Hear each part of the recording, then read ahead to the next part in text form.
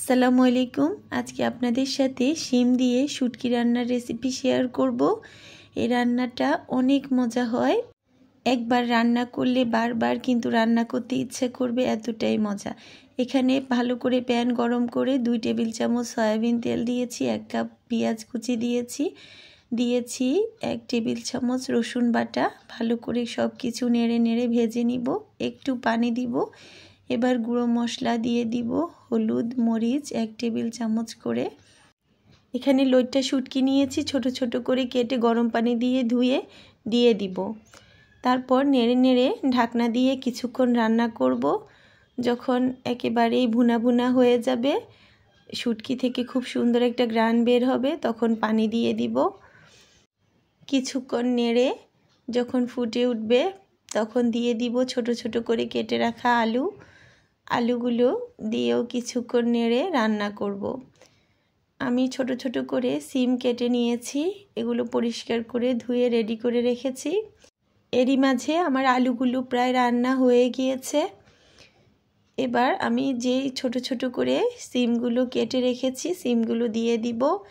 আমি কিন্তু সিমগুলো এক বিচি করে আলাদা করেই কেটে নিয়েছি। আর অবশ্যই বিচিওয়ালা সিম হতে হবে, তাহলে রান্নাটা বেশি মজা হবে। ভালো করে ঢাকনা দিয়ে দিয়ে নেড়ে নেড়ে কষিয়ে নিব, যতক্ষণ না তেল উঠে যায় উপরে। ঢাকনা দিয়ে দিয়ে নেড়ে নেড়ে রান্না করতে হবে। যখন পানি পুরোপুরি শুকিয়ে যাবে, কিছুটা তেল উপরে উঠে যাবে, দিয়ে দিয়েছি 1 কাপ নারিকেলের দুধ, 1 কাপ পানি। অবশ্যই দিতে হবে, এই রান্নায় সবচেয়ে বেশি যেটা মজা বাড়বে সেটা হচ্ছে নারিকেলের দুধ। 1 কাপ পানি দিয়েছি। এবার লবণটা একটু চেক করে নিব। লবণ যদি ঠিকঠাক থাকে তাহলে লবণটা আবার বাড়িয়ে কমিয়ে দিতে পারেন আপনাদের পছন্দ মতো। সব কিছু ভালো করে নেড়ে কাঁচামরিচ দিয়ে দিব। তারপর ঢাকনা দিয়ে রান্না করব। যখন কিছুটা প্রায় রান্না হয়ে যাবে, অনেকটাই রান্না হয়ে গিয়েছে বা আলু শিম সেদ্ধ হয়ে গিয়েছে, তখন দিয়ে দিব ধনিয়া পাতা কুচি। ধনিয়া পাতা কুচি দিয়ে দেওয়ার পর ভালো করে আবার নেড়ে দিব।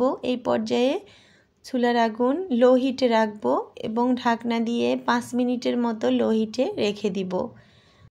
5 মিনিট পর রান্না নামিয়ে নিব। সম্পূর্ণ রান্না হয়ে গিয়েছে। এই রান্নাটা এতটাই মজার হয়, একবার রান্না করলে কিন্তু বারবার রান্না করতে ইচ্ছে করবে। বিচিওয়ালা শিম, শুটকি, আলু, নারিকেলের দুধ সব কিছু মিলিয়ে রান্নাটা অসম্ভব মজা হয়।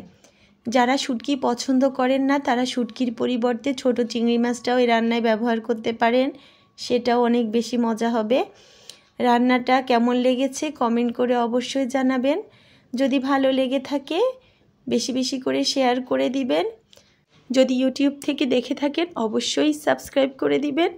সবাই ভালো থাকবেন। আজকের জন্য এখানেই বিদায় নিচ্ছি। ধন্যবাদ সবাইকে।